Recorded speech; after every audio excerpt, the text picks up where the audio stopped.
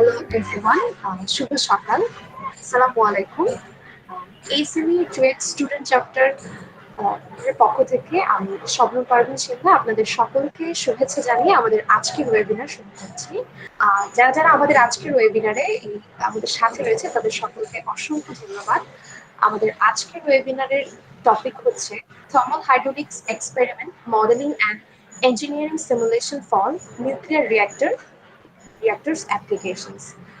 আমাদের আজকের ওয়েবিনারের যে টপিকটা সেটা আমাদের ডিপার্টমেন্ট স্পেশালি আমাদের ডিপার্টমেন্টের জন্য অনেক বেশি ইম্পর্টেন্ট একটা টপিক, কারণ আমরা সবাই জানি যে থার্মাল রিলেটেড কোর্সগুলো আমরা একদম ওয়ান থেকেই স্টার্ট করি। Thermal engineering, thermodynamics and still আমরা এখন হচ্ছে কন্ডাকশন অ্যান্ড রেডিয়েশন নামক একটা কোর্স করছি। তো থার্মাল রিলেটেড কোর্সগুলো আমাদের মেকানিক্যাল ইঞ্জিনিয়ারের সাথে খুবই বেশি রিলেটেড, অ্যান্ড আমরা এই কোর্সগুলো আমাদের জন্য অনেক বেশি ইম্পর্টেন্ট, অ্যান্ড এই কোর্স রিলেটেড ব্যাপারগুলো আমাদের জন্য অনেক বেশি ইম্পর্টেন্ট। আর নিউক্লিয়ার রিঅ্যাক্টর অ্যাপ্লিকেশনসের যে ব্যাপারটা রিসেন্টলি, এটা আমাদের বাংলাদেশের জন্য অনেক বড় একটা অপরচুনিটি, কারণ আমরা অলরেডি সবাই জানি যে রূপপুর পারমাণবিক বিদ্যুৎ কেন্দ্রে অনেক ইঞ্জিনিয়ার রিক্রুট করা হচ্ছে। সো আমাদের এই রিলেটেড যে অপরচুনিটিস গুলো আছে বা আমাদের এই রিলেটেড যত ধরনের জানার ব্যাপারগুলো রয়েছে, তো সেই ব্যাপারগুলো নিয়ে আজকে আমাদের সাথে রয়েছেন আমাদের শ্রদ্ধেয় পলাশ ভৌমিক ভাইয়া। উনি হচ্ছেন department of nuclear engineering and radiation science থেকে Missouri university of science and technology থেকে ভাইয়া আমাদের সাথে রয়েছেন। তো ভাইয়া, আপনাকে অসংখ্য ধন্যবাদ আমাদের আজকের ওয়েবিনারে আমাদেরকে আপনার মূল্যবান সময় দেওয়ার জন্য। হ্যালো ভাইয়া। Thank you Shimla. ভাইয়া, আশা করি আপনি ভালো আছেন। এই প্যান্ডেমিক সময়ে আপনি আপনার ব্যস্ততার মাঝখান থেকে আমাদেরকে কিছুটা সময় দেওয়ার জন্য আপনাকে অসংখ্য ধন্যবাদ। আর যারা আমাদের সাথে পার্টিসিপেন্টস আজকে রয়েছে তাদের সকলকে বলবো, এই ব্যাপারের এই রিলেটেড যত কোশ্চেন রয়েছে আমাদের চ্যাট বক্সে, তারা যেন তাদের সকল ইনকোয়ারিজ, সকল কোশ্চেন লিখে পাঠায়। আমরা আশা করব ভাইয়া আমাদের সেই সকল প্রশ্নের অ্যান্সার দেবেন এবং আমাদের সকল ইনকোয়ারিজ ফুলফিল করবেন। তো ভাইয়া, আমি আপনাকে আমাদের আজকের ওয়েবিনার ফ্লোর প্রদান করছি। আশা করব আপনি আমাদের অনেক কিছু জানানোর চেষ্টা করবেন এবং আপনার কাছ থেকে আমরা অনেক কিছু শিখতে পারবো। Thank you Shimla. ধন্যবাদ সবাইকে যারা উপস্থিত আছেন, শ্রদ্ধেয় সজল স্যার এবং যদি আর কোনো স্যার থেকে থাকেন সবাইকে সালাম, নমস্কার। তাহলে আমরা শুরু করি। আজকের টপিকস হচ্ছে thermal hydraulics experiment modelling and engineering simulation for nuclear application. এই নামটা সিলেক্ট করার পেছনে একটা গল্প আছে। সেটা হচ্ছে আমার ল্যাবের নাম হচ্ছে, মানে আমি যেই প্রফেসর আন্ডারে কাজ করি ওনার যে ল্যাব, ওই ল্যাবের নাম হচ্ছে things, thermal hydraulic experiment modelling and engineering simulation. তো থিংস নামটা আগেও ছিল, বাট এটার যে এলাবোরেশন সেটা ভিন্ন রকম ছিল। এটা এনার্জি অ্যাপ্লিকেশন সামথিং এরকম ছিল। তো আমার যখন প্রথম প্রজেক্ট প্রেজেন্টেশন হয় তখন আমি আমার প্রজেক্টটা নাম দিই এমএসটি থিংস। ওইখানে আমি থিংসটা এই ইঞ্জিনিয়ারিং সিমুলেশন দিয়ে একটু চেঞ্জ করি। পরে প্রফেসর কি করছে, উনি বলছে আচ্ছা ঠিক আছে, তাহলে আমি ল্যাবের নামটা একটু অ্যাডজাস্ট করে নিব। তাহলে জিনিসটা আসলে একটা ইন্টারেস্টিং, এই জন্য শেয়ার করলাম। এখানে আমরা বলছি আমরা আজকে আলোচনা করব নিউক্লিয়ার রিঅ্যাক্টর অ্যাপ্লিকেশনের জন্য, এবং আমার যে রিসার্চ থিম সেটা আমি ইন শর্ট বলতে চাই atoms. Atoms means advance thermonuclear operation modelling and simulation. এটা যদি আমি কখনো আমার নিজের ল্যাব হয়, হয়তো আমার ল্যাবের নাম আমি অ্যাটমস রাখবো। এটাই হচ্ছে আমার ল্যাব নেম ভবিষ্যৎ। আমার সেলফ ইন্ট্রো একটু দিয়ে নিই। অনেকেই এখানে উপস্থিত আছেন যারা জানেন আমি জুট থেকেই আমার বিএসসি কমপ্লিট করেছি ইলেকট্রিক্যাল অ্যান্ড ইলেকট্রনিক্স থেকে। তার পরবর্তীতে আমি মাস্টার্স করি সেউল ন্যাশনাল ইউনিভার্সিটি থেকে, এখানে নিউক্লিয়ার ইঞ্জিনিয়ারিং এ, এবং এখানে এখন মিজোরি এসএনটিতে পিএইচডি প্রোগ্রামে আছি। চাকরি জীবনে আমি চাকরি শুরু করি পাওয়ার প্ল্যান্ট দিয়ে। পরবর্তীতে আমি অয়েল রিফাইনারি, যেটা চট্টগ্রামে ইস্টার্ন রিফাইনারি নামে পরিচিত, ওটাতে চাকরি করি বেশ কয়েক বছর। তার মাঝে আমি বাংলাদেশ পরমাণু শক্তি কমিশন এর আন্ডারে যে ট্রিগারমার্ক 2 রিঅ্যাক্টর আছে ওইখানেও 1 বছর চাকরি করেছিলাম। এগুলো হচ্ছে যখন আমাদের রূপপুর প্রকল্প শুরু হওয়ার আগে, অনেক আগে। পরবর্তীতে আমি মাস্টার্স এবং পিএইচডি প্রোগ্রামে চলে আসি এবং চাকরি থেকে অব্যাহতি নিই। এখন আমাদের আজকের যে আলোচনা, আমরা এখানে সবাই কি জন্য আসছি? আমরা একটা বিষয় নিয়ে আলাপ করতে, সেটা হচ্ছে রিসার্চ। এই রিসার্চটা কি কারণে আমরা করব? আমরা দুইটা কারণে করতে পারি। একটা হচ্ছে হয় আমরা চাকরির জন্য আমরা বাধ্য হয়ে রিসার্চ করতেছি, অথবা পড়াশোনার জন্য, ডিগ্রির জন্য, অথবা আমরা আমাদের ইন্টারেস্টের জন্য। হয়তো আমি কোনো কিছুতে আমার খুব ইন্টারেস্ট, আমি ওটা নিয়ে কিছুটা কাজ করব, সেটাই হচ্ছে রিসার্চ। রিসার্চে কয়েকটা স্টেপ আছে। স্টেপগুলোর মধ্যে প্রথম হচ্ছে অবজারভেশন। আপনি কিছু দেখলেন, আপনি কোনো কিছু কোশ্চেন করলেন। যেমন আজকে আমরা এই অর্গানিক একটা প্রেজেন্টেশন দেখছি, এখান থেকে আমরা কিছু কোশ্চেন করব, তারপর এটা নিয়ে আমরা একটু চিন্তা করব, সেটা হচ্ছে হাইপোথিসিস। দেন মাইট বি কোনো যদি আইডিয়া আপনার কাছে আসে, তখন আপনি এটা নিয়ে ফার্দার কোনো এক্সপেরিমেন্ট অথবা অন্য কোনো অ্যানালাইসিস করবেন, এবং পরবর্তীতে ওই অ্যানালাইসিসের ভিত্তিতে আপনি একটা কনক্লুশন ড্র করবেন, এবং এই কনক্লুশনটা এবং পুরা যে মেথড সবকিছু আপনি একটা রিপোর্ট আকারে সাবমিট করবেন। সেটা হচ্ছে একটা রিসার্চ। তার মানে হচ্ছে আমরা প্রতিনিয়ত আমরা যে ল্যাবগুলো করি, এগুলো কিন্তু এক একটা রিসার্চ, ছোটখাটো হচ্ছে। আজকে আমরা যেটা দেখবো, এই রিসার্চটা থার্মোহাইড্রোলিক্স অ্যাপ্লিকেশন ফর নিউক্লিয়ারের জন্য কিরকম আসে। তার আগে আমরা একটু বলে নিই কেন নিউক্লিয়ার।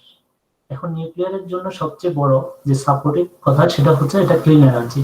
এখান থেকে কোনো ধরনের কার্বন ডাইঅক্সাইড গ্যাস ইমিশন হয় না।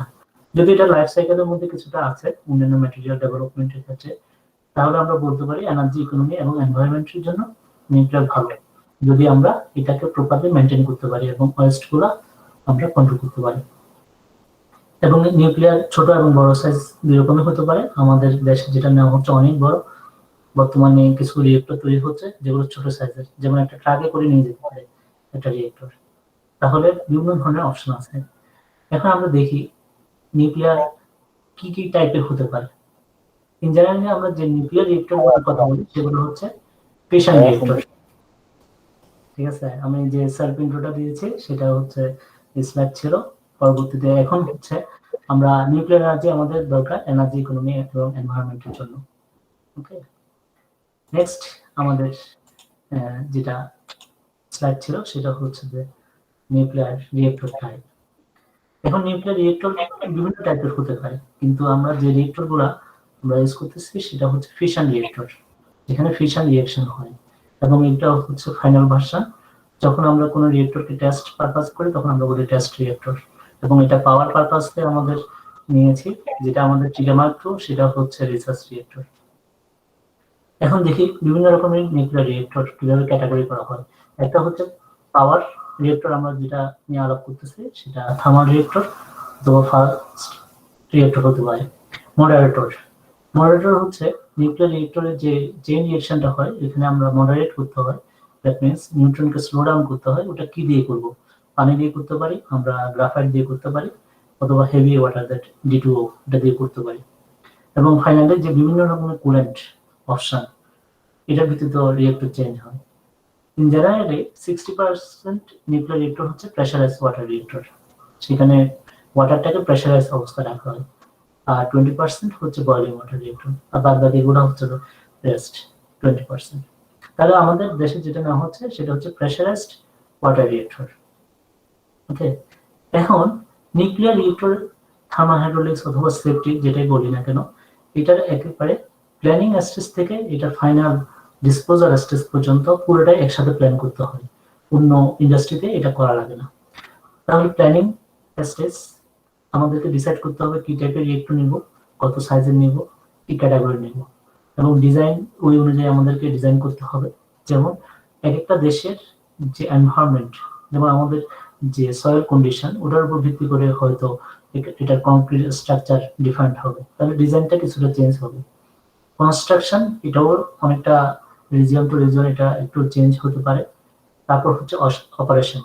অপারেশনটা মূলত নির্ভর করে যারা ডিজাইন করবে তারাই ঠিক করে দেবে যে এটা কি কি অপারেটিং কন্ডিশন। দেন মেইনটেনেন্স, ডিকমিশনিং। ডিকমিশনিংটা হচ্ছে ধরুন আমাদের রিয়েক্টরটা লাইফ টাইম পার হয়ে গেছে, এখন এটাকে ডিসপোজ করতে হবে। এখন যেহেতু এখানে সবগুলা কম্পোনেন্ট এবং ম্যাটেরিয়াল গুলো রেডিওঅ্যাক্টিভ হয়ে গেছে, তাহলে আমাদেরকে এগুলোকে প্রপারলি ডিসপোজ করতে হবে।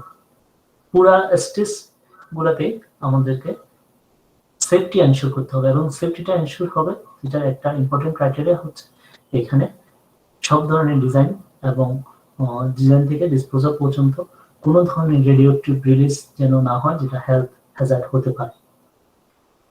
এখন আমাদের যে রিসার্চ অ্যাপ্রোচ যেটা আমরা বলছি নিউক্লিয়ার রিঅ্যাক্টর ক্ষেত্রে, এটা হতে পারে এক্সপেরিমেন্টাল, হতে পারে সিমুলেশন বেস, হতে পারে মডেলিং, হতে পারে অ্যানালিটিক্যাল অ্যানালাইসিস। এখন যদি আমরা বলি থার্মোহাইড্রোলিক্স এটা নিউক্লিয়ার রিঅ্যাক্টর রড বান্ডেল হতে পারে, অথবা রিঅ্যাক্টর ডিজাইন, অথবা সিএফডি, অথবা থিওরিটিক্যাল অ্যানালাইসিস, এইভাবে ক্যাটাগরি করতে পারি। এখন আমরা আসি যে বিভিন্ন ধরনের টেস্ট ফ্যাসিলিটি। একটা নিউক্লিয়ার পাওয়ার প্ল্যান্ট এটা অনেক বড় একটা ফ্যাসিলিটি, তাহলে এটার যদি আমরা প্রোটোটাইপিক কোনো একটা টেস্ট ফ্যাসিলিটি বানাই তাহলে ওটা অনেক বড় হবে। যেমন এখানে প্রথম যে ফিগারটাতে অ্যাপেক্স দেখানো হচ্ছে, এটা অনেক বড় একটা টেস্ট ফ্যাসিলিটি, এখানে একটা ছবি দেওয়া হয়েছে। এটাও ছোটখাটো একটা প্ল্যান্ট সিস্টেম, সেটা হচ্ছে সিস্টেম স্কেলে সে কিছু ডাটা জেনারেট করে যেটা দিয়ে আমরা টেস্ট করি। দেন এটা মিডিয়াম সাইজ হতে পারে, সেটা আমরা বলি কম্পোনেন্ট স্কেল টাইপ। যেমন এখানে হাইড্রোমেকানিক্যাল ফুয়েল টেস্ট ফ্যাসিলিটি দেখানো হয়েছে, এগুলো ওরিগন স্টেটের ফ্যাসিলিটি। এবং লাস্ট ওয়ান হচ্ছে স্পেসিফিক একটা পার্ট, এটাকে টেস্ট করছি। তাহলে ডিফারেন্ট সাইজের উপর ভিত্তি করে টেস্ট ফ্যাসিলিটিগুলো ডিফারেন্ট ডেটা জেনারেট করবে। একইভাবে সিমুলেশনের ক্ষেত্রেও যখন আমরা সিস্টেম স্কেলে করব তখন সিস্টেম কোড ইউজ করতে হবে, যখন আমরা এটা কম্পোনেন্ট স্কেল তখন সাবচ্যানেল অথবা কাছাকাছি কিছু ইউজ করতে হবে। তারপর হচ্ছে সিএফডি বেসড আরো পার্ট রিলেটেড কোনো কিছু সিমুলেশন করার জন্য। তারপর আমরা finally DNS, direct numerical simulation যেটা আমরা বলি, সেটা হচ্ছে একেবারে খুবই স্পেসিফিক একটা ক্ষুদ্র একটা রিজিয়নের জন্য যদি আমরা ডিটেলস দেখতে চাই লাগবে। তাহলে যত আমরা এটা সাইজ ছোট করব, এটার কস্টটা বেড়ে যাবে এবং এটার মডেলিংটা তত ডিফারেন্ট হয়ে যাবে। তাহলে এটা আমরা কি বুঝতে পারছি, কিছু জিনিস হচ্ছে বড় স্কেলের জন্য তৈরি করা, কিছু ছোট স্কেলের জন্য তৈরি করা। এখন আমরা দেখি যে বড় রিয়েক্টর, যেমন আমাদের দেশে যেটা নেওয়া হচ্ছে সেটা হচ্ছে বড় একটা রিয়েক্টর, এটা হচ্ছে 1200 মেগাওয়াট ক্যাপাসিটি।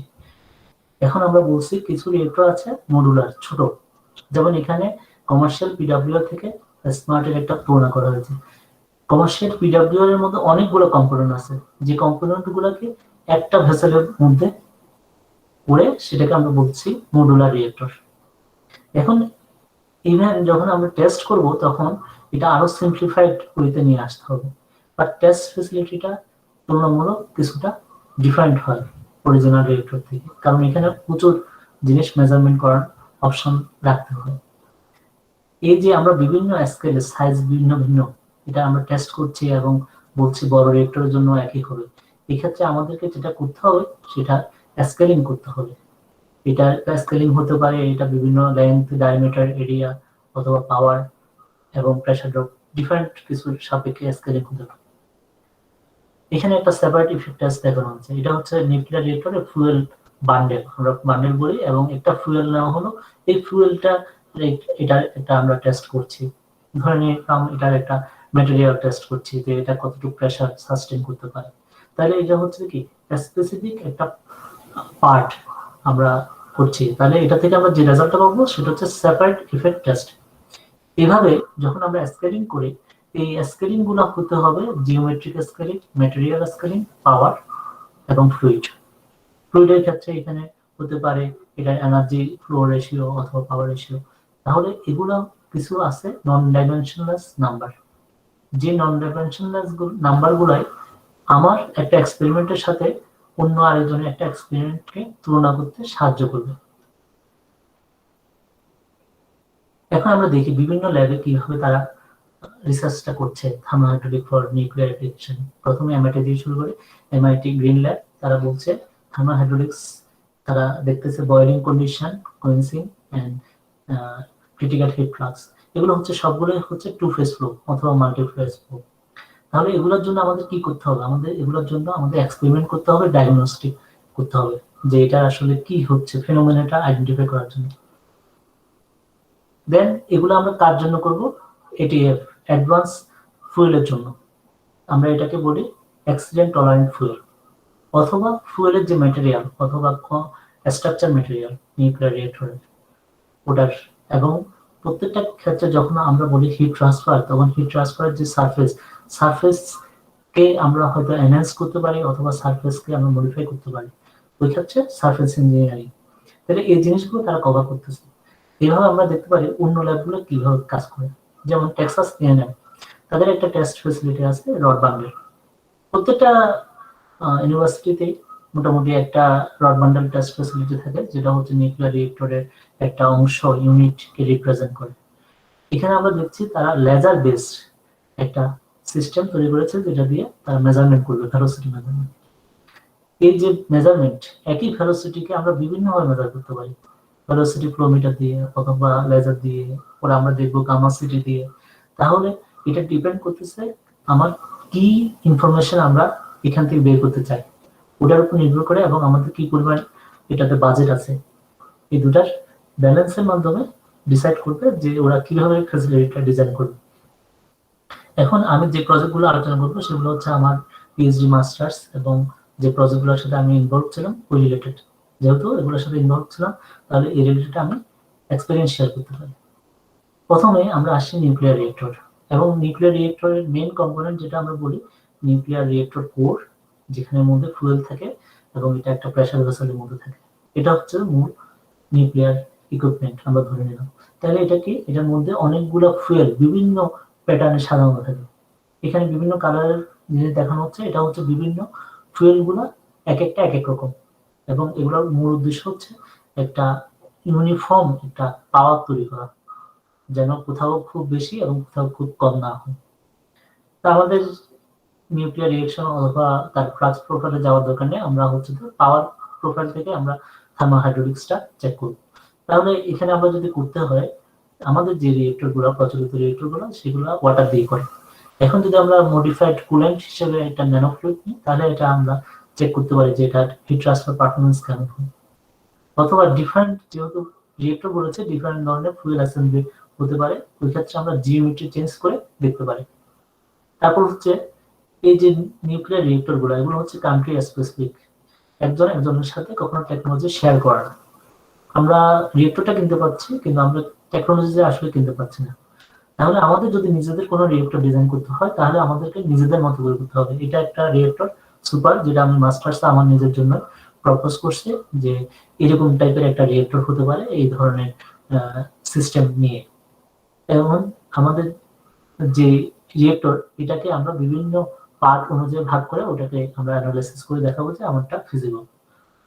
এখন আসি আমার পিএইচডি প্রোগ্রামে। পিএইচডি প্রোগ্রামে এটা হচ্ছে যদি নিউক্লিয়ারে রিঅ্যাক্টরে অ্যাক্সিডেন্ট হয়, এবং অ্যাক্সিডেন্টের পর আমরা যেহেতু বলছি এটা আলটিমেটলি স্টিম তৈরি করে, বয়েলিং ওয়াটারকে বয়েল করে, এই স্টিমটা যদি রিলিজ হয় অ্যাক্সিডেন্টের ফলে, এই স্টিমটাকে যদি আমরা প্রপারলি কনডেনসেট করে ফেলতে পারি, তাহলে আর এই যে রিঅ্যাক্টর ভেসেল ওটা আর বাস্ট হবে না, তাহলে আর কোনো বাইরে রেডিওঅ্যাক্টিভ ম্যাটেরিয়াল যাবে না।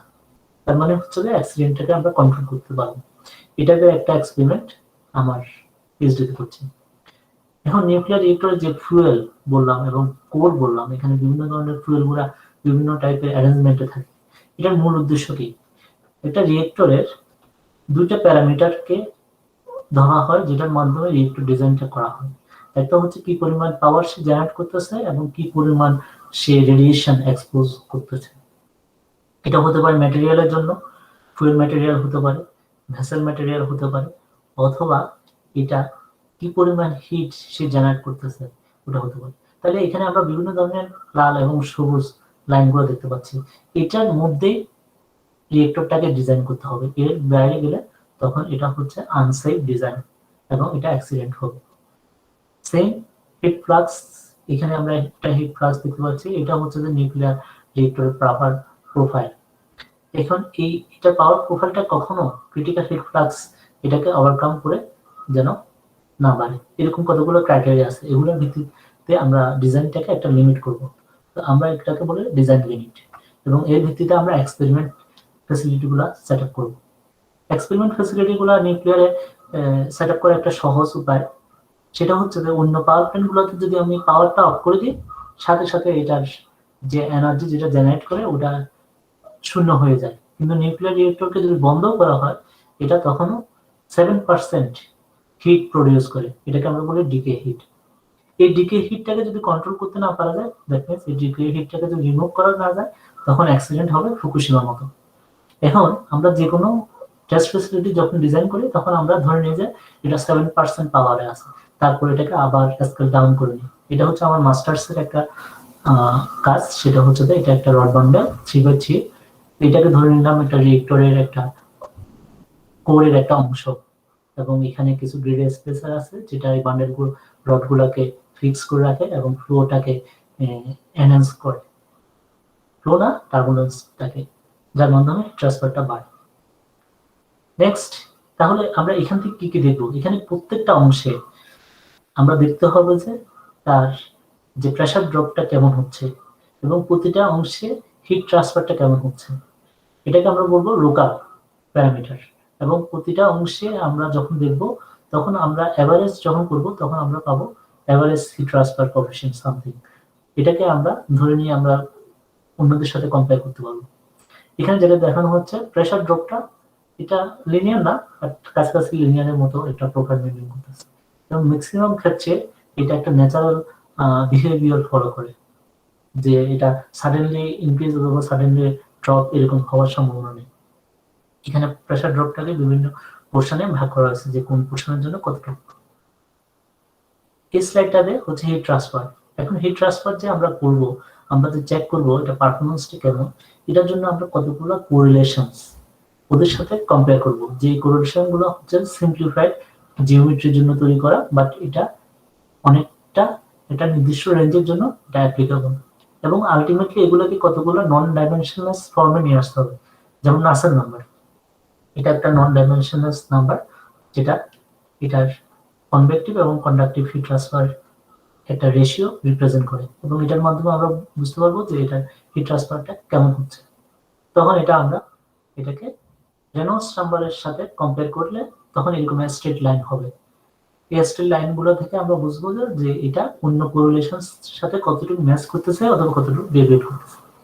নেক্সট আমাদের যেটা টার্গেট হবে, যে নিউক্লিয়ার রিয়েক্টর থেকে যে এনার্জিটা প্রডিউস হচ্ছে, এটাকে আমরা একটা থার্মোডাইনামিক সাইকেল, পাওয়ার কনভার্সন সাইকেলের মধ্যে দিয়ে দেখে এটা এনার্জি থেকে আমরা কি পরিমাণ ইলেকট্রিসিটি পাবো ওটা আমাদেরকে হিসাব করতে হবে, এবং এফিসিয়েন্সিটা আমাদেরকে চেক করে দেখতে হবে। জেনারেলি 32 থেকে 35% এফিসিয়েন্সি আমরা পেয়ে থাকি। তাহলে আমাদের কারো ডিজাইন যদি এর চেয়ে অনেক বেশি হয়ে যায়, আবার খুব কম হয়ে যায়, তাহলে বোঝা যাবে যে কোনো হয়তো ভুল থাকতে পারে। এখন আসি আমরা সিএফডি সিমুলেশনের ক্ষেত্রে। সিএফডি সিমুলেশন এটা হচ্ছে, আমরা আগে বলেছি এটা একটা পার্ট কে সিমুলেট করার জন্য ভালো। তাহলে আমরা এখানে কি করব, একটা ফুয়েল, তিনটা ফুয়েল আছে তিন পাশে, এটা মাঝখানে যে কুলেন্ট যে ওয়াটারটা আছে ওটাকে নিয়ে আমরা চেক করতেছি যে এটার রেজাল্টগুলো কেমন আসে। তখন আমরা দেখবো একইভাবে যে নন ডাইমেনশনাল নাম্বারগুলো চেক করে দেখবো এবং অন্যদের সাথে কম্পেয়ার করে দেখবো। এখানে একটা nuclear different type of fuel বলা হয়েছে, সেটা হচ্ছে স্পেরিক্যাল, অনেকটা বলের মতো ছোট ছোট। এগুলা সাইজ আমাদের যে ক্রিকেটের বল ওটার মতো সাইজের হতে পারে, এটা আরো ছোট হতে পারে, বাট এগুলা অতটুকু পপুলার রিয়েক্টর না, এগুলো প্যাভেলভেট রিয়েক্টর। সেম রিয়েক্টর টাইপের কনসেপ্ট কেমিক্যালের বিভিন্ন প্ল্যান্টে ইউজ করা হয়। কেমিক্যাল প্ল্যান্টে ওরাও এদেরকে রিয়েক্টর বলে, এগুলো হচ্ছে কেমিক্যাল রিয়েক্টর। বাট নিউক্লিয়ারে আমরা রিয়েক্টর যেটা বলি সেটা হচ্ছে নিউক্লিয়ার রিয়েক্টর। এখানে একটা নন নিউক্লিয়ার অ্যাপ্লিকেশনের একটা এক্সাম্পল দেখানো হচ্ছে, সেটা তুষারের কাজ। এখানে যেটা দেখানো হচ্ছে যে এটা যদি একটা ডিরেক্ট একটা পাইপ না হয়, একটা অ্যানোলি টাইপের হয়, বোঝা গেল এটা পাইপটার একটা পাইপের মধ্যে একটা পাইপ, এখন এই মাঝখানে হচ্ছে যে ওয়াটার অথবা অন্য কোনো ফ্লুইড ফ্লো করবে, তাহলে এই ক্ষেত্রে এটার পারফরমেন্স, হিট ট্রান্সফার পারফরমেন্স কেমন হতে পারে। এখন এটার সাথে আমরা কম্পেয়ার করে দেখতেছি একটা তারকে যদি আমরা পেঁচাই দিই তখন কি ধরনের পারফরমেন্স হয়। তাহলে এখানে কি দেখা যাচ্ছে, আমরা জিওমেট্রিটাকে মডিফাই করছি।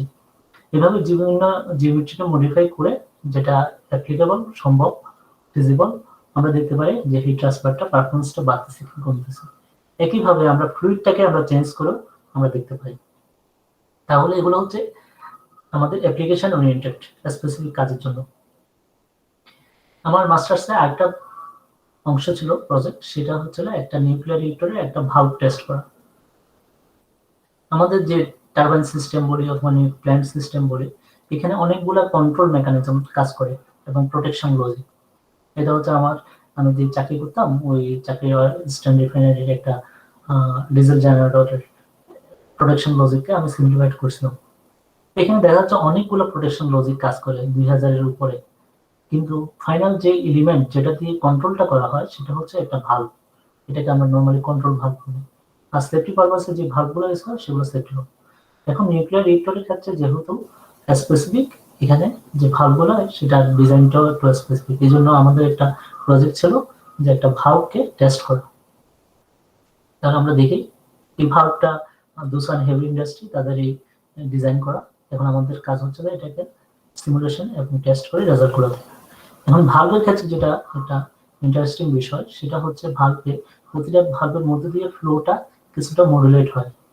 যেহেতু ভালভটা একটা রেস্ট্রিকশন তৈরি করতেছে, তাহলে ভালভের মধ্যে দিয়ে যাওয়ার পরে এটা ফ্লোটা কিছুটা চেঞ্জ হবে। এটা প্রেসার তারতম্যের কারণে হয়ে থাকে। ফ্লো তো বাড়তে পারবে না, ফ্লোটা কমবে। এখন এই যে কমার, এটাকে একটা ফ্যাক্টর হিসাবে আমরা কোএফিসিয়েন্ট হিসাবে ধরে, এটা প্রত্যেকটা ভালভের জন্য স্পেসিফিক।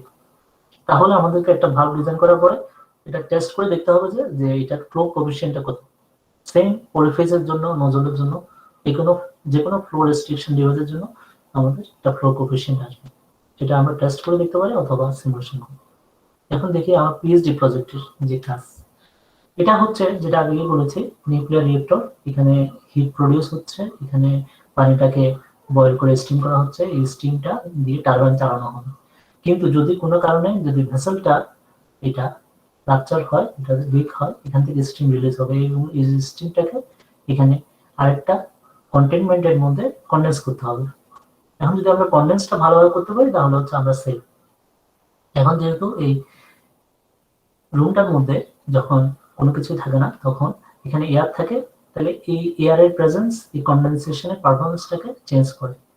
এখন আমরা মূলত যে টেস্টগুলো করি ছোট ছোট পাইপ অথবা টেস্ট ফ্যাসিলিটি দিয়ে, কিন্তু আমাদের রিঅ্যাক্টরটা তো অনেক বড়, কয়েক মিটার ডায়ামিটার।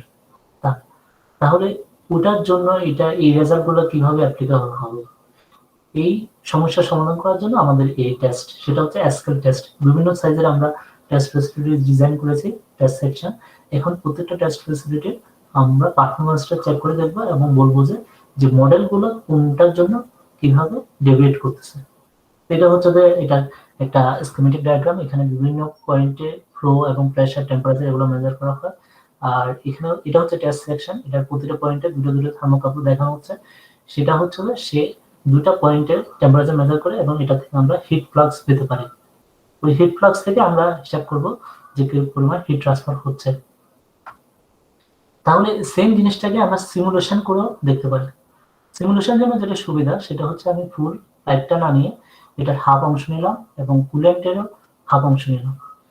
এখন সিমুলেশন যদি এটা সিঙ্গেল ফেজের জন্য হয় এটা খুবই সহজ, কিন্তু এটা যদি টু ফেজের জন্য হয় এখানে অনেকগুলো প্যারামিটার আসে। সবগুলো প্যারামিটারকে অ্যাডজাস্ট করে দেখতে হবে যে এটা ফিজিক্সটাকে ঠিকভাবে ভেরিফাই করতেছে কিনা। এবং ফিজিক্স ভেরিফাই হওয়ার পরে তখন আমাদের যেটা করতে হবে, এটাকে টেস্ট সিমুলেশন রেজাল্ট যেগুলো আছে এগুলোকে টেস্ট ডাটার সাথে কম্পেয়ার করে দেখতে হবে। এখানে যে পয়েন্ট ডিসক্রিট পয়েন্টগুলো দেখানো হচ্ছে সেগুলো হচ্ছে টেস্ট ডেটা, আর যে কন্টিনিউয়াস লাইন সেটা হচ্ছে সিমুলেশন ডেটা। তাহলে দেখা যাচ্ছে কিছুটা এটা ম্যাচ করতেছে। এখন যে সিএফডি সিমুলেশনে কিছু স্টেপ ফলো করতে হয়, আমি এটা ডিটেইলসে যাচ্ছি না, তুষার অলরেডি এটা নিয়ে একটা প্রেজেন্টেশন দিয়ে দিয়েছে। সেটা হচ্ছে মূলত সিমুলেশনে একটা গুরুত্বপূর্ণ বিষয় হচ্ছে মেশ। এটা চেক করে দেখতে হবে যে এই মেশ আমি যেটা ইউজ করছি এটা অপটিমাইজ কিনা। তারপর ফিজিক্স কন্ডিশন গুলো সেটআপ গুলো ঠিকভাবে আছে কিনা এটা দেখতে হবে। আলটিমেটলি আমরা যেটা দেখবো এটা কনভার্জেন্স ক্রাইটেরিয়া, মানে এটার এররটা কতটা কমে আসছে। তারপরে যেটা আমাদেরকে কনফার্ম করতে হবে, ফিজিক্স মডেলগুলো ভেরিফাই করে দেখতে হবে যে ফিজিক্যাল ঘটনাটা ঘটে ওটা সিমুলেশনে সেম মডেলগুলো ইউজ করা হয়েছে কিনা, এবং টেস্ট ডেটাগুলো ভ্যালিডেট করে দেখতে হবে যে সেম আমরা রেজাল্ট পাই কিনা। তার আগ পর্যন্ত সিমুলেশন রেজাল্ট কোনো কাজে আসবে না। এটা হচ্ছে আরেকটা টেস্ট ফ্যাসিলিটি। এই টেস্ট ফ্যাসিলিটির মূল উদ্দেশ্য ছিল এখানে একটা হচ্ছে রেক্টেঙ্গুলার চ্যানেলের মধ্যে দিয়ে পানি ফ্লো হবে এবং এটার মধ্যে দিয়ে কিছুটা এয়ার দেওয়া হবে, তাহলে হলো এটা টু ফেজ ফ্লো। এখন যখন এয়ার যাবে তখন এখানে বাবল ক্রিয়েট হবে, বিভিন্ন ধরনের বাবল শেপ হবে এবং বাবলের যেটা প্যারামিটার, হয়তো এটা ভয়েড ফ্র্যাকশন বলতে পারি অথবা ইন্টারফেসিয়াল এরিয়া কনসেন্ট্রেশন বলতে পারি, এটা মেজার করার জন্য কতগুলো আমরা কন্ডাক্টিভিটি প্রোবের মতো জিনিস ইউজ করা যায়। যেহেতু ওয়াটারের কন্ডাক্টিভিটি এবং বাবলের কন্ডাক্টিভিটি সেম না, তাহলে এটা এই কনসেপ্টটা ইউজ করে আমরা চেক করতে পারি কি পরিমাণ বাবল যাচ্ছে। এখন আমরা দেখি এটা ভিডিওটা কিরকম। যেমন এখানে দেখছি এখানে যে বাবলগুলো ক্রিয়েট হচ্ছে, বাবলগুলো এখানে তৈরি হচ্ছে এবং এটা অনেকটা স্ফেরিক্যাল একটা ফর্ম তৈরি করছে। কিন্তু আমি যদি এখানে ফ্লোটা বাড়িয়ে দিই তখন এটা ডিফারেন্ট হবে।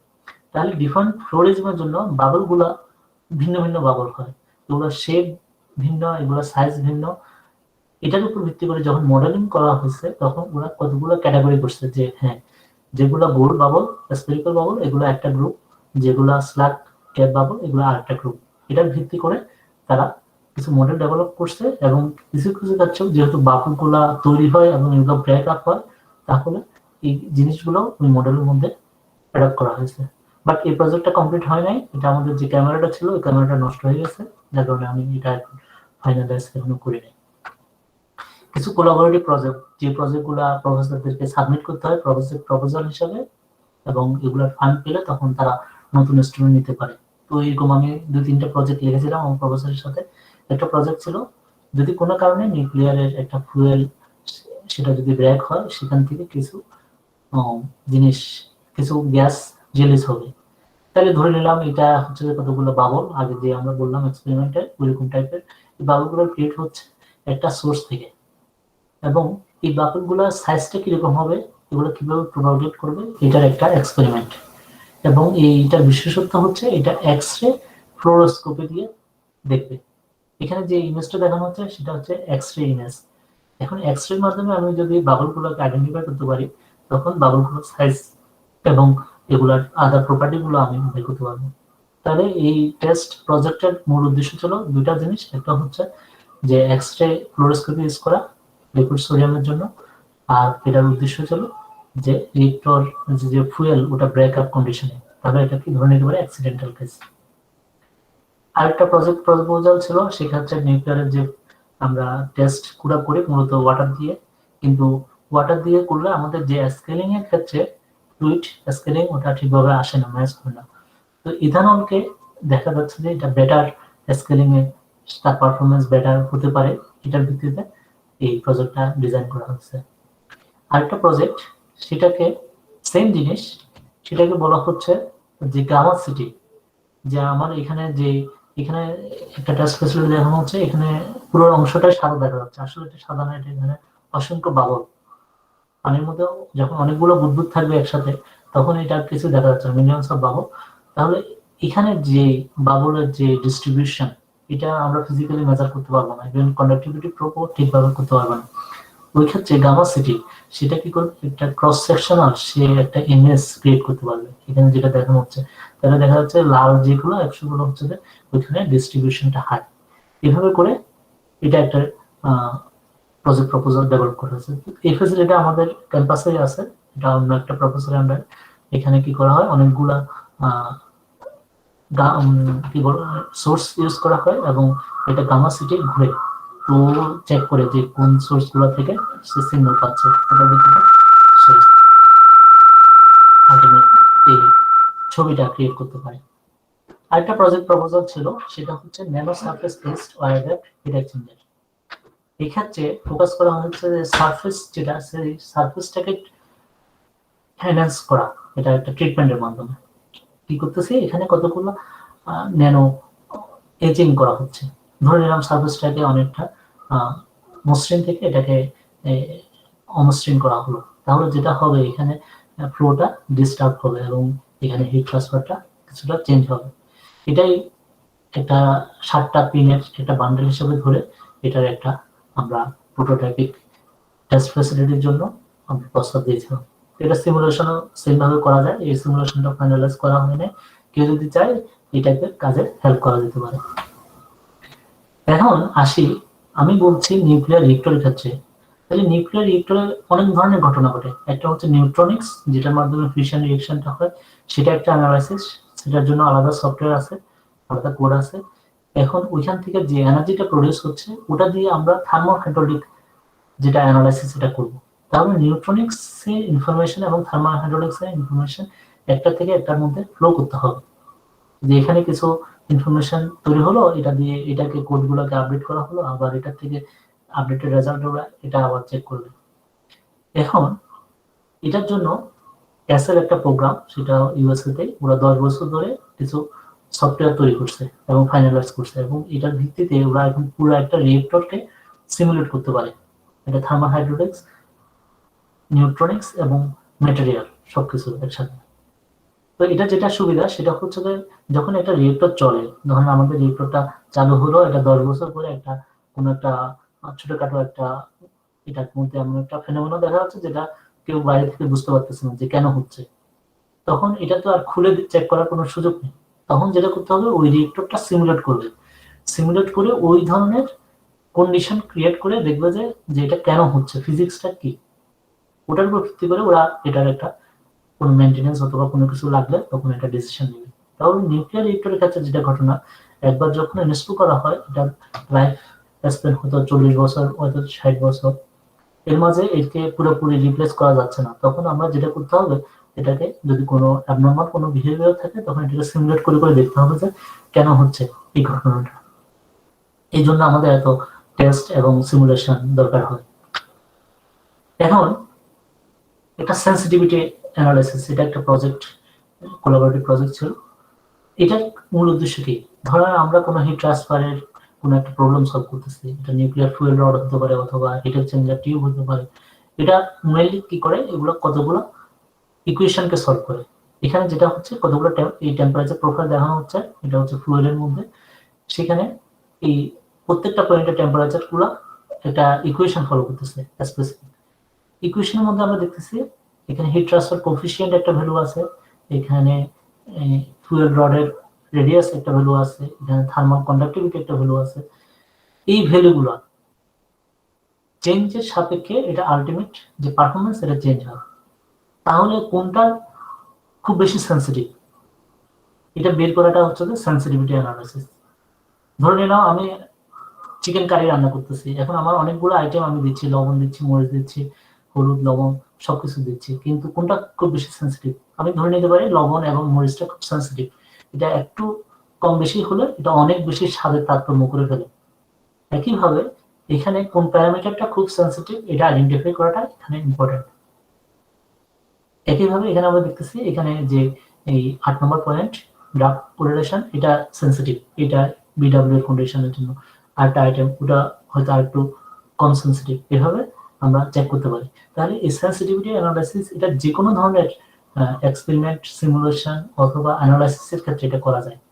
5%, 10% চেঞ্জ করে করে প্রত্যেকটা প্যারামিটার চেক করে দেখা আউটপুটের কি প্যারামিটারটা কিভাবে চেঞ্জ হয়। এখানে আউটপুটের কি প্যারামিটার হচ্ছে হিট ট্রান্সফার কোএফিসিয়েন্ট। এখন আমরা আগের কথায় আসি, নিউক্লিয়ার রিয়েক্টর ডিজাইন করতে গেলে থার্মোহাইড্রোলিক ডিজাইনও লাগবে, এখানে নিউট্রনিক ডিজাইনও লাগবে এবং ম্যাটেরিয়ালও ডিজাইনের সাথে লাগবে। এটাই হচ্ছে কমপ্লেক্সিটি, যে নিউক্লিয়ার অন্যান্য ডিজাইনের ক্ষেত্রে শুধু থার্মোহাইড্রোলিক্স অথবা ম্যাটেরিয়াল লাগে, নিউক্লিয়ারে এডিশনাল হচ্ছে নিউট্রনিক্সটা লাগে, রেডিয়েশন যেটা ইনভলভ। এখন আমরা যদি একটা ফুয়েল অথবা একটা নিউক্লিয়ার কোর যেটা সিলিন্ড্রিক্যাল ফর্মে, এটা যদি দেখি, এখানে যে হিট এবং হিট ফ্লাক্স তৈরি হয় সেটা হচ্ছে অনেকটা এরকম কোসাইন শেপ, এবং এখানে রিফ্লেক্টর দিয়ে এটাকে একটু চেঞ্জ করে করা হয়। এটার উদ্দেশ্য হচ্ছে এটাকে যতটুকু ফ্ল্যাট করা যায়, কিন্তু বাস্তবে এটা ফ্ল্যাট পাওয়া যায় না। তার মানে হচ্ছে যে এই পয়েন্টটা হচ্ছে ম্যাক্সিমাম হিট ফ্লাক্স অথবা ম্যাক্সিমাম পাওয়ার জেনারেট হবে। তাহলে এই পয়েন্টে কি হবে, এই পয়েন্টে যে কোনো কিছু ফেনোমেনা যেটা হবে হিট ট্রান্সফারের মাধ্যমে অথবা ম্যাটেরিয়ালে, এখানে হচ্ছে সেন্সিটিভ, এই জায়গাটায় হয়তো ফুয়েলটা ব্রেক করার সম্ভাবনা বেশি। তাহলে এইভাবে আমাদেরকে দেখতে হবে যে আলটিমেটলি যে ডিজাইনটা এটা কি সেফ রিজনের মধ্যে আছে কিনা। যেমন এটা হচ্ছে একটা নিউট্রনিক্স অ্যানালাইসিস রেজাল্ট, এখানে কে ইফেক্টিভ, এটা একটা টার্ম আমরা বলি, সেটা হচ্ছে এটা যখন 1 হবে সেটা হচ্ছে যে নিউক্লিয়ার রিঅ্যাক্টরটা ক্রিটিক্যাল। দ্যাট মিন্স রিঅ্যাক্টরটা একই সমপরিমাণ পাওয়ার জেনারেট করতেছে, কোনো চেঞ্জ হচ্ছে না। মানে ধরে নাও যে গাড়ি চলতেছে সেম স্পিডে, কোনো সমস্যা নেই, তাহলে এটা একটা ভালো কন্ডিশন। এখন এটা প্রথম এটা একটু বেশি থাকে, আস্তে আস্তে কমতে থাকে, কিন্তু একের নিচে গেলে এটার রিঅ্যাক্টরটা তখন আর পাওয়ার জেনারেট করতে পারবে না, এটা আস্তে আস্তে বন্ধ হয়ে যাবে। তাহলে আমাদের উদ্দেশ্য হচ্ছে যে এটাকে সবসময় একের মাঝে রাখা। এখন আমাদের যে কাজগুলো সবগুলো এক্সপেরিমেন্ট সিমুলেশন একটার সাথে একটা রিলেটেড। কিছু এক্সপেরিমেন্ট করে তখন আমরা সিমুলেশনকে আপডেট করবো, সিমুলেশনটার রেজাল্ট দিয়ে আবার এক্সপেরিমেন্টের নতুন ভাবে ডিজাইন করবো। দুটা দিয়ে আমরা আলটিমেটলি কিছু মডেল, যেগুলো হয়তো কোনো ইকুয়েশন অথবা কোনো কোরিলেশন, ওই মডেলগুলোকে আমরা আপডেট করবো। এখন মাল্টিফেসের ক্ষেত্রে যেটা সমস্যা, ধরো প্রত্যেকটা ব্যক্তির একটা ওয়েট নিলে একটা ইনফরমেশন পাওয়া যাচ্ছে, কিন্তু তার যদি আমরা ড্রেস সেলাই করতে চাই তখন তার ওই ওয়েটের ইনফরমেশন দিয়ে কোনো কাজে আসতেছে না, তার ডিটেলস ইনফরমেশন লাগবে যে ড্রেসের জন্য। সেম এখানে যে বাবল গুলো তৈরি হবে অথবা যে মাল্টিফেসটা থাকবে, সেটা ডিটেলস ইনফরমেশন না জানা পর্যন্ত এটা ডিটেলস ফেনোমেনা অ্যানালাইসিস করা যাবে না। কিন্তু বাবল গুলো বিভিন্ন রকম হতে পারে, এখানে বাবলের একটা ফ্লোরেজিং দেখানো হয়েছে, এখানে বিভিন্ন শেপ এবং বিভিন্ন সাইজের হতে পারে, যার কারণে এগুলোর উপর ভিত্তি করে মডেলিংটা চেঞ্জ হয় এবং এটার অপটিমাইজেশন দরকার হয়। এখন ভবিষ্যতে হয়তো এই কাজগুলোকে আরো আপডেট করা যাবে যদি আমরা ডাটা ড্রিভেন মডেল ভ্যালিডেশন করতে পারি। হচ্ছে তো অনেকে যখন একই রকমের টেস্ট কন্ডিশন ডাটা থাকবে, ওগুলো দিয়ে মডেলগুলোকে ইমপ্রুভ করা, অনেকটা কার ফিটিং টাইপের মতো জিনিস। বাট এগুলো ফিজিক্স ডাটা দেখে, যেটা হচ্ছে যে টেস্ট ডাটা, ওটা দিয়ে ইমপ্রুভ করা, এটাই উদ্দেশ্য। ফাইনালি আরেকটা আমার যেটা টার্গেট রিসার্চ ভবিষ্যতের শর্ট টার্ম প্ল্যান, সেটা হচ্ছে এখন হচ্ছে যে মেশিন লার্নিং এর যুগ, এখন হচ্ছে আর্টিফিশিয়াল ইন্টেলিজেন্স এর যুগ, এবং এটা বিভিন্ন সেক্টরে এটা ইউজ হচ্ছে। আমরা এটা একটা আমার এক বন্ধু সহ, সে ডাটা সায়েন্টিস্ট হিসেবে এখন কাজ করতেছে। আমরা radio isotope detection purpose automatic একটা কম্পিটিশনে পার্টিসিপেট করেছিলাম এবং ওখান থেকে আমাদের একটা মডেল আমরা ডেভেলপ করছিলাম। এখন নিউক্লিয়ার সুবিধা হচ্ছে প্রত্যেকটা নিউক্লিয়ার সোর্স ম্যাটেরিয়ালের একটা সিগনেচার থাকে। সিগনেচার হচ্ছে যে তার একটা এনার্জির দিক থাকে যেটা আইডেন্টিক্যাল, এটা আরেকজনের সাথে ম্যাচ হবে না। এটা একটা গামা সোর্স হতে পারে, এটাও, অথবা একটা ম্যাটেরিয়াল থেকে একটা গামা সোর্স আসছে, আরেকটা ম্যাটেরিয়াল থেকে আরেকটা আসছে, দুইটা সিগনেচার একই রকম হবে না, ভিন্ন। আমাদের হাতের আঙ্গুলের যে ছাপগুলো যেরকম এক একজনের থেকে একটা ভিন্ন, এরকম টাইপের। তাহলে এগুলো যদি একটা মিক্স একটা এনভায়রনমেন্টের মধ্যে থাকে, ওইখান থেকে এখানে কি ম্যাটেরিয়াল আছে ওটাকে আইডেন্টিফাই করা এবং কত দূরে আছে। তাহলে হচ্ছে একটা গাড়ির মধ্যে দিয়ে যদি একটা ডিটেক্টর রাখা হয়, তাহলে বোঝা যাবে যে কার বাসার মধ্যে নিউক্লিয়ার ম্যাটেরিয়াল আছে এবং কি ম্যাটেরিয়াল আছে। এটা হতে পারে মেডিকেল কোনো আইসোটোপ, তাহলে এটা অত সমস্যা না। বাট এটা যদি কোনো ওয়েপন গ্রেড কোনো ম্যাটেরিয়াল হয় তাহলে এটা সমস্যা। তাহলে এভাবে প্রবলেমটাকে ডিজাইন করা হয়েছে। সেটা যেটা করবে, সেটা ডাটাকে নেবে, প্রসেস করবে এবং এটা থেকে অনেকগুলো ফিচার এক্সট্রাক্ট করবে এবং মেশিন লার্নিং মেথড দিয়ে সে কতগুলো আইসোটোপ আইডেন্টিফাই করতে পারে। তো এটা আইসোটোপ না হয়ে অন্য কিছু হতে পারে, এটা মাছ হতে পারে, এটা পাখি হতে পারে, এটা মানুষ হতে পারে, পশু হতে পারে, যে কোনো কিছু হতে পারে। আলটিমেটলি সে কতগুলো টেক্সট ইমেজ অথবা পিকচার ইমেজ থেকে সে আইডেন্টিফাই করতেছে। তাহলে এই টাইপের কাজগুলা কেউ যদি শিখে, এটা মূলত পাইথন দিয়ে ম্যাক্সিমাম লোকজন করে, মেথড দিয়েও কিছু করা যায়, তাহলে হচ্ছে যে কোনো ধরনের অ্যাপ্লিকেশনের জন্য ইউজ করা যায়। তাহলে আমরা মোটামুটি প্রেজেন্টেশনের লাস্টের দিকে চলে আসছি। এখন এই যে রিসার্চ যে কোনো টপিক্সের উপর অথবা নিউক্লিয়ারের উপর করতে গেলে আমাদের কি রিসার্চ গুলো দরকার হয়? আমাদের কিছু ইনফরমেশন লাগবে, হয়তো আমাদের কিছু পেপার লাগবে, এই পেপারগুলো অ্যাক্সেস হতে লাগবে, আমাদের কিছু ফ্যাসিলিটি লাগবে, টেস্ট অথবা সফটওয়্যার। আমাদের রাইটিং স্কিলটা খুবই ইম্পর্টেন্ট, এটা না হলে আলটিমেটলি সব ফ্যাসিলিটি থাকার পরও আমরা পেপার লিখতে পারবো না। এবং কিছু মেন্টর অথবা গাইড, আমাদের স্যাররা থাকতে পারে অথবা অন্য কেউ যেটা নিয়ে আগে থেকে কাজ করেছে তার অভিজ্ঞতা, মেন্টর দরকার হয়। এবং এটা গ্রুপ সমমনা, একই ধরনের ইন্টারেস্ট যারা কাজ করতে আগ্রহী তাদেরকে নিয়ে একটা ছোট ছোট গ্রুপ করা। মানে এখানে কোনো চ্যারিটি টাইপের কিছু হবে না যে আমি একটা পেপার লিখলাম, তুমি এটার মধ্যে কোনো কিছু কন্ট্রিবিউট না করে এটাতে অংশগ্রহণ করা, এটা ঠিক না। কিছুটা হলো এটা আলোচনা অথবা অ্যানালাইসিসে অংশগ্রহণ করা ভালো। এবং আলটিমেটলি যেটা করতে হবে, পেপার লিখতে হবে এবং পাবলিশ করার চেষ্টা করতে হবে। পাবলিশ করতে গেলে তখন ওরা বিভিন্ন সমস্যা আইডেন্টিফাই করে দেবে। এখন আমরা দেখি কি ধরনের রিসার্চ করা দরকার। আমরা জানি এখানে গুগল স্কলার, ওখান থেকে ডিরেক্টলি সাইটেশন গুলা নিয়ে নেওয়া যায়, তাহলে সুবিধা রেফারেন্স গুলা অ্যাড করার জন্য। রিসার্চ গ্রেড, এখানে যদি কোনো পেপার থাকে ওটা আপলোড করে দিলে ওখান থেকে সাইট করা যাবে পরবর্তীতে। একইভাবে সিমুলেশন সফটওয়্যার, অ্যানসিস, অ্যাস্ট্রা সিস্টেম, এগুলো নিয়ে তুষার অনেক গল্প করছে, তাহলে ওর ওই স্লাইড থেকে যে কি কি সিমুলেশন সফটওয়্যার আমরা ইউজ করতে পারি। তারপর আর দুটা যেটা ম্যাথল্যাব এবং পাইথন, এগুলো হচ্ছে যে সবকিছুতে ইউজ করা যায়, যে কোনো ধরনের অ্যানালাইসিস। যারা এগুলোতে ভালো হবে তারা রিসার্চে সবসময় এগিয়ে থাকবে। আর যে কোনো ধরনের পেপারে পাবলিশ, সেক্ষেত্রে ফিগারগুলো ইম্পর্টেন্ট। এগুলো এক্সেলে না আঁকে যদি একটা ভালো সফটওয়্যার যেমন অরিজিন দিয়ে আঁকা হয়, তখন এটা দেখতে সুন্দর লাগবে এবং প্রফেশনাল মনে হবে। একইভাবে গ্রামাটিক্যাল এররগুলো চেক করার জন্য প্রিলিমিনারি আমরা গ্রামারলি ইউজ করতে পারি। আমরা অফিস তো অবশ্যই সবাই ইউজ করি, তারপরেও যদি মানে আমাদের একটু চেষ্টা করে দেখতে হবে যে ল্যাটেক্স অথবা ওভারলি এগুলোতে একবার দুইবার করেও হলো প্র্যাকটিস করে দেখতে হবে যে এগুলো কিভাবে ইউজ করে, বিকজ এগুলো আলটিমেটলি পেপার পাবলিকেশন অথবা আর্টিকেল রাইটিং, তখন এগুলা লোকজন প্রেফার করে। এবং আলটিমেটলি আমার পেপারের সাথে, আমার লেখার সাথে অন্য কারো কতটুকু মিল আছে, এটা কিন্তু এখন প্লেগারিজম চেক করার অপশন আছে। প্লেগারিজমটা হতে পারে আমার নিজের পেপারের সাথে আমার আরেকটা পেপারের কতটুকু মিল আছে, সেলফ প্লেগারিজম হতে পারে। এটা আমরা যখন লিখি, এটা আসলে বোঝার কোনো উপায়ই নেই যে কারোর সাথে মিল হচ্ছে কিনা। তখন আমরা যখন একটা সফটওয়্যার দিয়ে চেক করবো, তখন আমি বুঝবো যে হ্যাঁ, এই জিনিসগুলো মিল হচ্ছে, তাহলে ওই জিনিসগুলোকে আমার চেঞ্জ করে আবার লিখতে হবে। তাহলে এগুলার অনেকের এইগুলোর অ্যাক্সেস নেই, তাহলে যেটা করতে হবে, যাদের অ্যাক্সেস আছে তাদের থেকে একটু হেল্প নিতে হবে। অথবা বাংলাদেশের যেটা সুবিধা, সবগুলোরই অরিজিনাল ভার্সানেই নেওয়া যায়, বাট পাইরেটেড কপি আর কি। তাহলে ওইখান থেকে বাংলাদেশ থেকে বসে কাজ করা তুলনামূলক সহজ। আর যেটা রাখবে সেটা হচ্ছে সময় দিতে হবে এবং হয়তো কিছু খরচও করা লাগতে পারে। আর যেটা বললাম আগে, যেটা গাইডটা আসলে ইম্পর্টেন্ট। তাহলে এটা হচ্ছে আমরা একটা প্ল্যান ভিজিটে গেছিলাম। এটা যে ছাত্রছাত্রীগুলো দেখা যাচ্ছে, এগুলো হচ্ছে আসলে স্কুল কলেজের ছাত্রছাত্রী, এরা পরবর্তীতে ইউনিভার্সিটিতে ভর্তি হবে। তো ভর্তি হওয়ার আগে ওরা এখানে একটা সামার ক্যাম্প টাইপের করে, এদেরকে বিভিন্ন নিউক্লিয়ার ইঞ্জিনিয়ারিং অথবা কম্পিউটার সায়েন্স অথবা মেকানিক্যাল ইঞ্জিনিয়ারিং বিভিন্ন কিছু ফেসিলিটি দেখায়, কনভিন্স করার চেষ্টা করে যে আমার প্রোগ্রামে আসে ভর্তি হবে। আমরা গেছিলাম, এটা আমি এখানে পিছনে যেটা হচ্ছে, এটা হচ্ছে নিউক্লিয়ার একটা প্ল্যান্ট।